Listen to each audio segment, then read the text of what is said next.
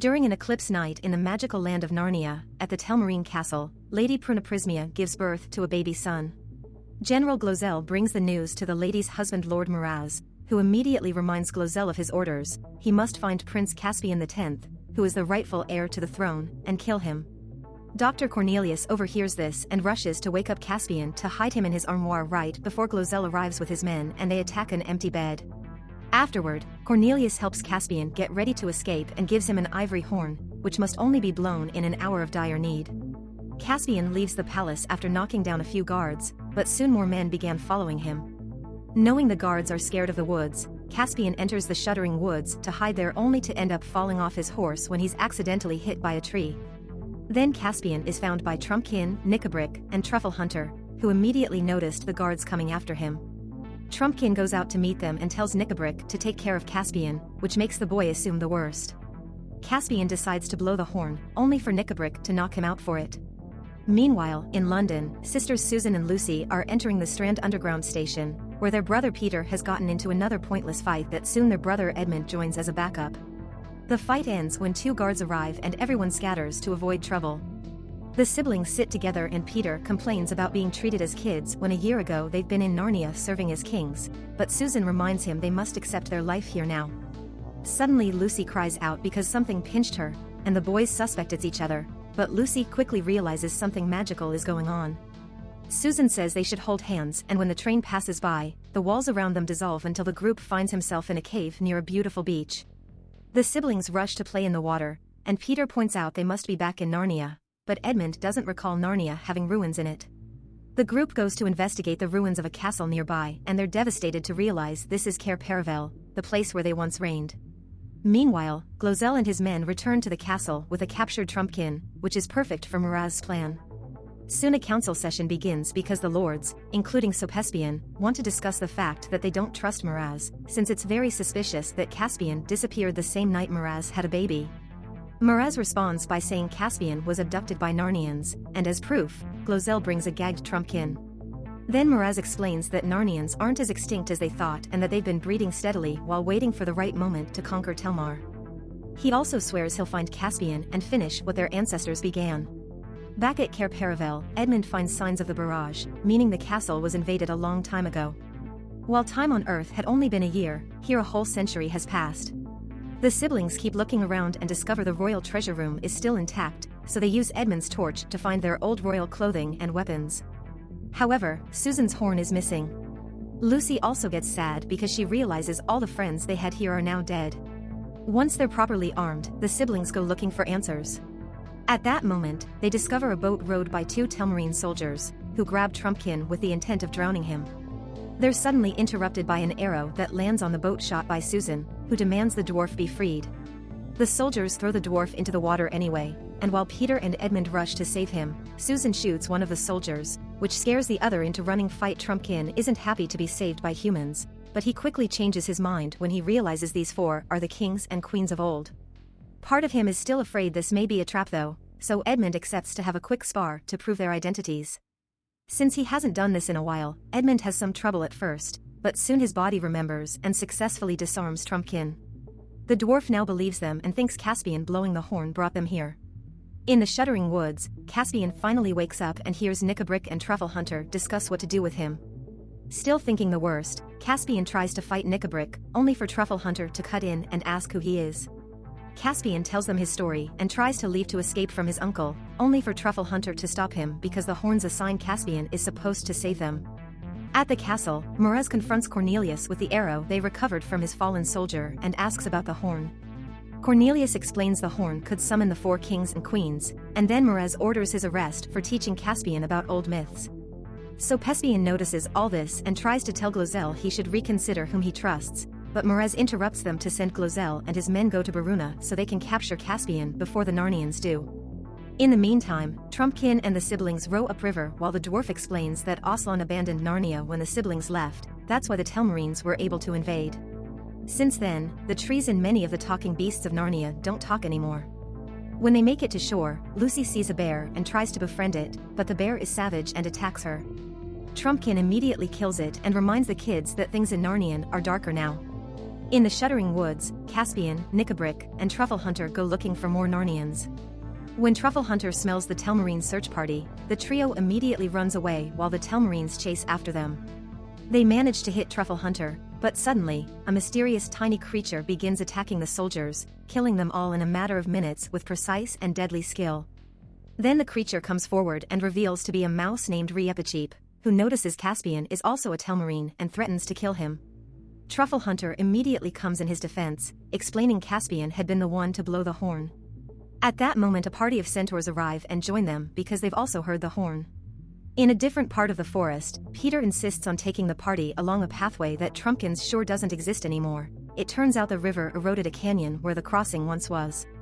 Suddenly Lucy notices something across the canyon and is shocked to see Aslan, the pseudo-god of Narnia, but for some reason, the others don't see him too. Nobody believes Lucy except Edmund, who has already learned his lesson last time. In the evening, Caspian finds himself surrounded by a bunch of angry Narnians who don't know if they trust him or not. The Telmarines are usually cruel to Narnians, but Caspian did blow the horn. That argument involves lots of screaming and accusations ensue, and Caspian finally gets them to calm down by pointing out that he's the rightful king, so he can swear to bring peace between Telmarines and Narnians. Glenstorm the centaur explains he's read the astronomical conjunction and this is the right time for an alliance, and Caspian is finally accepted by everyone as their new leader. Back to the siblings, they travel to Baruna and discover the area is occupied by Glozel's men, who are building a bridge and huge trebuchets by cutting down lots of trees. This path is too dangerous to keep going, so the group returns to the spot where Lucy saw Aslan earlier. When the others tease her for her vision, Lucy gets annoyed by their lack of trust and accidentally falls through a layer of loose ground, only to discover this is a ledge they can take to cross the river. Later at night, Susan wonders why only Lucy can see Aslan and admits she had gotten used to living in England again, so having been dragged back to Narnia has been difficult, especially because it can't be permanent. In the morning, Lucy finds some magic leaves and flowers and follows them to finally find Aslan, who tells her things never happen in the same way twice.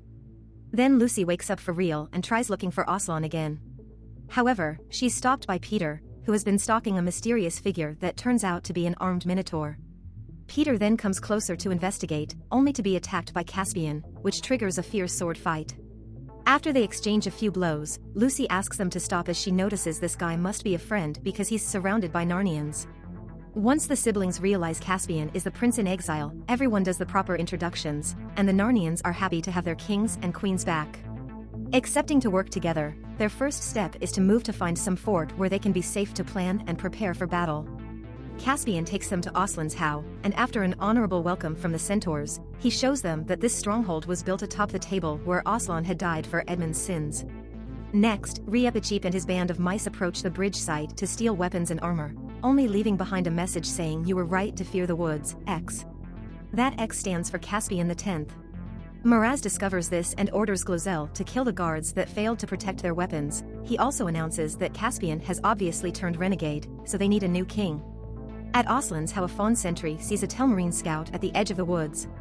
The war council gathers and Lucy says she wants to wait for Aslan, but Peter is sure the enemy knows about them now, so they must attack the castle while the enemy troops are at the bridge. Caspian thinks it's a bad idea because nobody has ever captured the castle, but Peter doesn't want to stay because it's not really a safe fort, and Edmund points out the enemy can just wait for them to die of hunger here. In the evening, the Narnians proceed with their plan.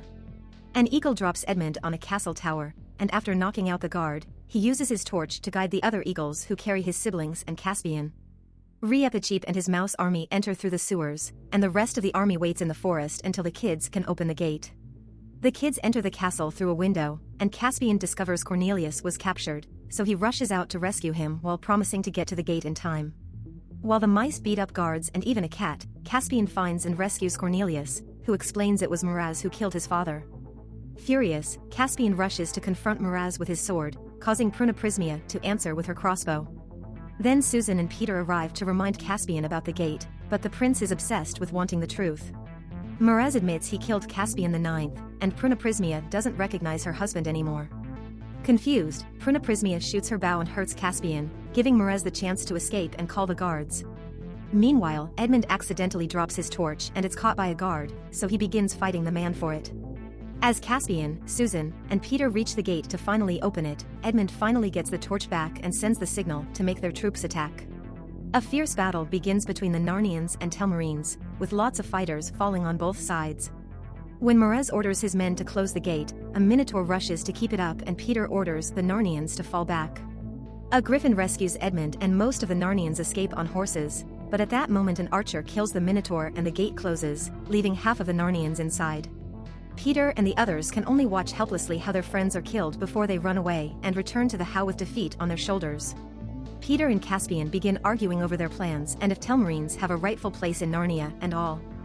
The two of them almost start a duel, which is interrupted by the arrival of Trumpkin's body. Lucy rushes to heal him up, but a mother centaur has a breakdown when she hears her children died in battle. Later, Miraz crowns himself king and accepts troop pledges from his feudal lords. Those troops are immediately sent to the bridge, which is finally finished. Meanwhile, Nickabrick asks Caspian to meet the power that once kept Aslan at bay, and introduces him to a werewolf and a hag. These creatures swear they have a reserve of hate none can match and they can guarantee Miraz's death. Then the hag proceeds to draw a magic circle, and with the help of a crystal scepter, she summons an icy block that contains Jadis, the legendary white witch. She needs a drop of human blood to escape and promises to help them if they help her first, so the werewolf grabs a hesitant Caspian while the hag gets blood from his hand. Suddenly Peter, Lucy, Edmund, and Trumpkin arrive and begin to fight the creatures to stop them from bringing their old enemy back. A fierce battle ensues, and Nickabrick gets very close to killing Lucy, but Trumpkin kills him first. Edmund uses his skills to draw the werewolf away and proceeds to kill it with a single hit. Meanwhile, Peter pushes Caspian out of the magic circle and confronts Jadis, who begins using her charms to convince him to join her. Suddenly the ice block shatters into a million pieces, and Peter notices Edmund used his sword to destroy it. Moments later, Miraz's troops arrive at the How. Peter finally recognizes how wrong he was about doing this alone and tells Lucy and Susan to go deep into the shuddering woods to look for Aslan, since he's their only hope. Before the girls leave for the forest, Caspian tries to give Susan her horn, but she tells him to keep it because she may need it to call her again. Since Lucy doesn't understand romance yet, she doesn't get the conversation. Then Caspian shares an idea with the boys to buy some time for their sisters. Miraz's weakness is that as a king, he must satisfy the traditions and expectations of his people, meaning someone should humiliate him in a duel. Edmund puts on his old royal armor before walking right into Miraz's camp to deliver Peter's written message asking Miraz for single combat. Miraz is hesitant, but his lords manipulate him into accepting because they're secretly conspiring against him. Meanwhile, Susan and Lucy reach the middle of the woods, only to encounter a Telmarine patrol. Susan sends Lucy away and begins fighting the men with her bow, managing to kill 3 Telmarines before they come closer to kill her. Fortunately, Caspian shows up just in time and rescues her, bringing her back to the How. In the ruins outside the How, Peter and Miraz engage in a fierce fight that lasts forever because they're both very talented swordsmen. Eventually, Peter asks for a 5-minute break, and Miraz grants 3. Susan arrives and informs them that Lucy has made it through while Miraz argues with Caspian for not intervening in the fight to help him. It's illegal to do so, but Caspian refuses because of personal reasons, not because of the rules. When Peter and Miraz restart their fight, they exchange a few blows, and this time, Peter finally gets to defeat Miraz, but instead of killing him, he gives his sword to Caspian, since this is his right.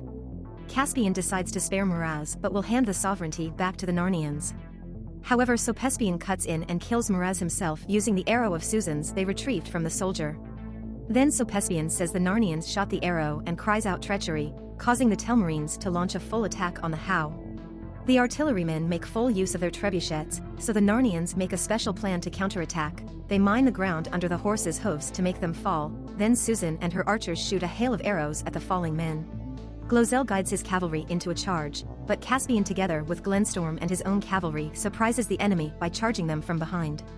Caspian responds by sending his own infantry and the artillerymen manage to send a bunch of boulders to crash the gate of the How, which instantly seals it. It seems the Narnians will be defeated soon. At that moment in the forest, Lucy is being chased by Telmarine guards, but she's saved by the sudden arrival of Aslan. After scaring the guards away, he awakens all the forest trees with a mighty roar. Back to the battlefield, Caspian falls into a sinkhole and Glozell approaches him to kill him, only to start hesitating. Before he can make his choice, a tree root picks him up and knocks him out as the trees take over the field, turning the tide in favor of the Narnians. A trebuchet manages to kill a tree with a rock, but another tree extends a root and finally crushes the trebuchet. Then the siblings and Caspian lead the counterattack, forcing Caspian and his troops to take the bridge in order to escape. The group goes after them, but Caspian encounters Lucy and Aslan first and makes his soldiers attack them. Aslan simply responds with another mighty roar and awakens the personification of the river, which lifts the bridge and hits the troops with its water, drowning Caspian in the process. Afterward, the remaining Telmarines surrendered to the Narnians. Aslan reunites with everyone and accepts Caspian as the next king of Narnia. At that moment, the band of mice brings Riepachip, who has died in battle. However, Lucy uses her magic medicine and revives the little mouse, who bows for Aslan before noticing he has lost his tail. Aslan teases him for it before restoring his tail too. Afterward, Aslan takes Caspian and the siblings through Telmarine's capital, where the citizens meet them with cheers and fireworks. When they make it to the castle, Caspian announces that Narnia will be a Narnian Telmarine Federation, and any Telmarine that doesn't like that can return to the land of their forefathers, which happens to be an island on Earth that contains a portal to Narnia. Glozell immediately accepts to come back and takes Prunaprismia and her son with him. Aslan opens a portal for them, and they disappear after crossing it. Peter uses the moment to point out Caspian must now take charge, meaning he and his siblings will take the portal and return to their normal lives too. Unfortunately, this means Peter and Susan won't return to Narnia ever again because they're too old. After Peter gives Caspian his sword, Susan takes a moment to say goodbye to Caspian, lamenting that a romance between them would have never worked because she's 1,300 years older than him, but she does gift him a kiss. The siblings step through the portal and magically find themselves back on the underground platform, where they take the next train as Edmund complains he forgot his torch in Narnia. Thanks for watching. If you enjoyed the content, please don't forget to hit the like button and subscribe for more.